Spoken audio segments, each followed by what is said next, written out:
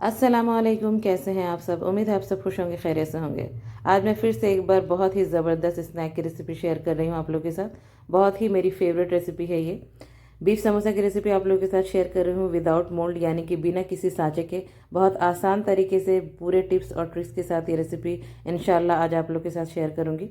तो वीडियो को स्टार्ट करती हूँ। यहाँ पर मैं 1.5 कप मैदा ले रही हूँ और 1 कप मैं इसमें लूँगी गेहूँ का आटा। यानी कि मैं आटा कम रखती हूँ और मैदा ज़्यादा रखती हूँ। तो आप जितना क्वांटिटी में बनाना चाहते हैं उस तरह से आप आटा और मैदा ले लीजिएगा। आप इसे पूरे मैदे के साथ भी बना सकते हैं या फिर पूरे आटे के साथ भी बना सकते हैं, लेकिन पूरे आटे के साथ बहुत अच्छा टेस्ट नहीं देता है समोसा।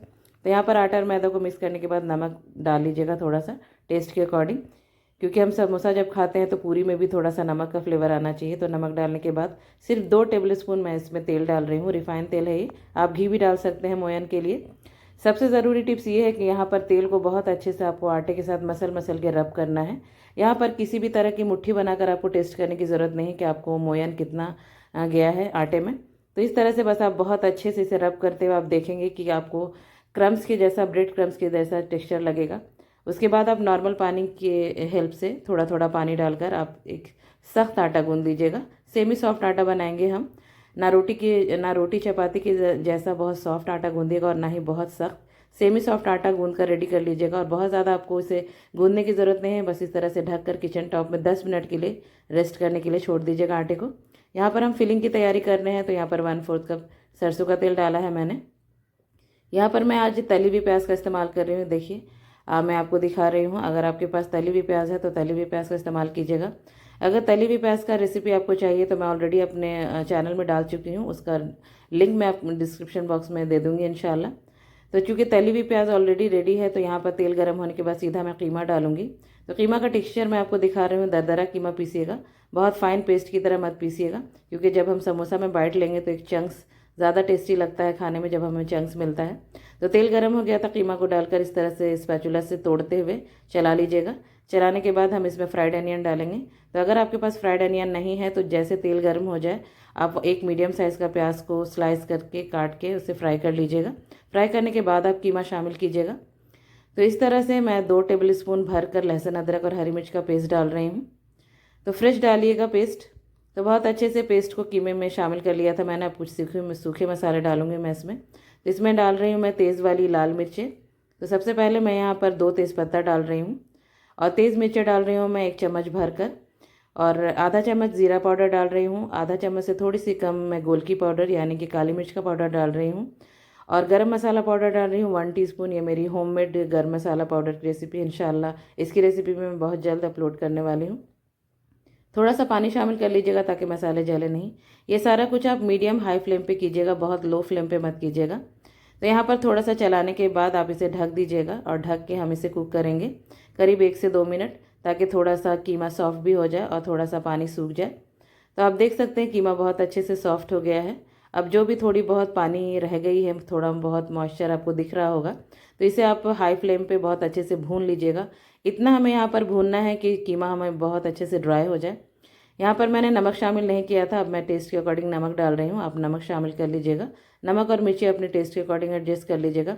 कीमा को इस तरह से तोड़ते हुए स्पैचुला से चलाते हुए भून लीजिएगा।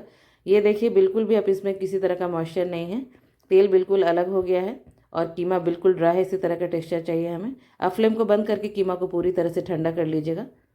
तो यहाँ पर आटे को चेक कर लेते हैं हम। तो देखिए हमने आटे को बिल्कुल गूंधा नहीं था, बस 10 से 15 मिनट रेस्ट में छोड़ दीजिएगा। तो इस तरह से ये सॉफ्ट हो जाएगी। तो हाथ में थोड़ा सा तेल लगाकर बस इसे बहुत अच्छे से मसल लीजिएगा। यहाँ पर बहुत ज़्यादा आपको गूंदने की ज़रूरत नहीं है, बस इकट्ठा कर लीजिएगा एक तरह से आटे को। तो आप देख सकते हैं हमने आटे को बहुत अच्छे से इकट्ठा कर लिया है। अब इसकी छोटी छोटी लोई तोड़ेंगे हम।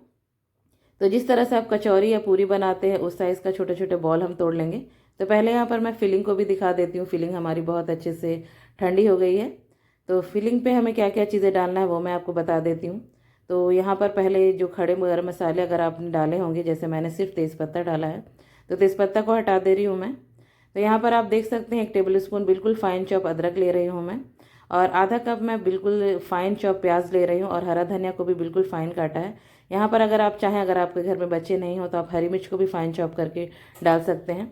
मैं इसलिए नहीं डाल रही हूँ, मेरे घर में बच्चे हैं, छोटे बच्चे हैं, इसलिए मैंने हरी मिर्च को लहसुन अदरक के पेस्ट के साथ ही पीस लिया था। तो यहाँ पर सारी चीज़ों को मिक्स करने के बाद हमारी फिलिंग भी रेडी है। अब छोटी छोटी लोई हम बनाएंगे।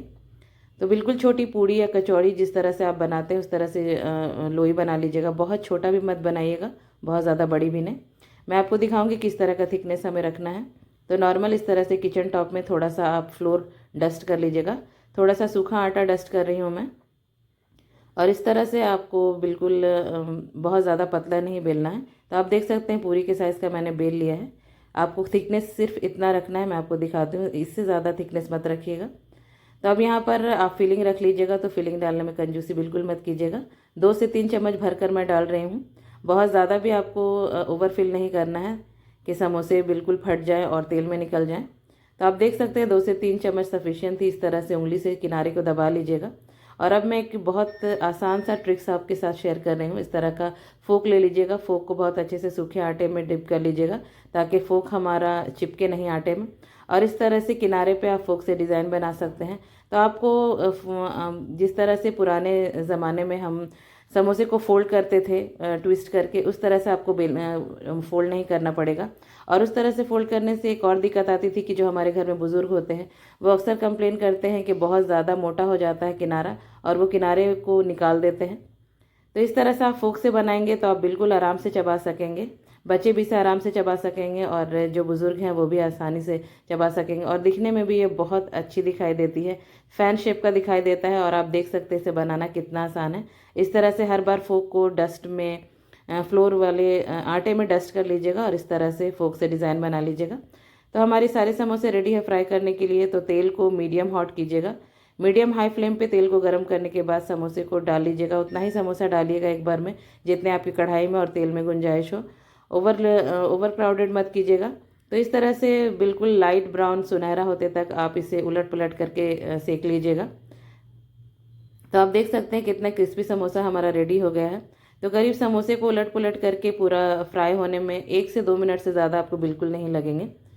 तो इस तरह से बहुत हाई फ्लेम पे मत कीजिएगा, नहीं तो पूरी कच्ची रह जाएगी। तो मीडियम हाई फ्लेम पे इसे फ्राई कीजिएगा। तो आप देख सकते हैं मैं आपको तोड़ के दिखा रही हूँ कितना अच्छा हमारा समोसा क्रिस्पी तैयार हो गया है। आपको टिप्स और ट्रिक्स कैसी लगी समोसे की मुझे कमेंट के जरिए ज़रूर से बताइएगा। रमज़ान के स्नैक में ज़रूर से ट्राई कीजिएगा, मुझे दुआओं में याद रखिएगा। रेसिपी अच्छी लगी हो तो रेसिपी को लाइक ज़रूर से कीजिएगा। रेसिपी को ज़्यादा से ज़्यादा शेयर कीजिएगा अपने फैमिली और फ्रेंड्स के बीच। चैनल को याद से सब्सक्राइब कर लीजिएगा, साथ ही बेल आइकन को ऑल पे क्लिक कीजिएगा। मिलती हूँ नेक्स्ट वीडियो में इसी तरह की आसान और मज़ेदार रेसिपीज़ के साथ बहुत जल्द इंशाअल्लाह। दुआ में याद रखिए। अल्लाह हाफिज़।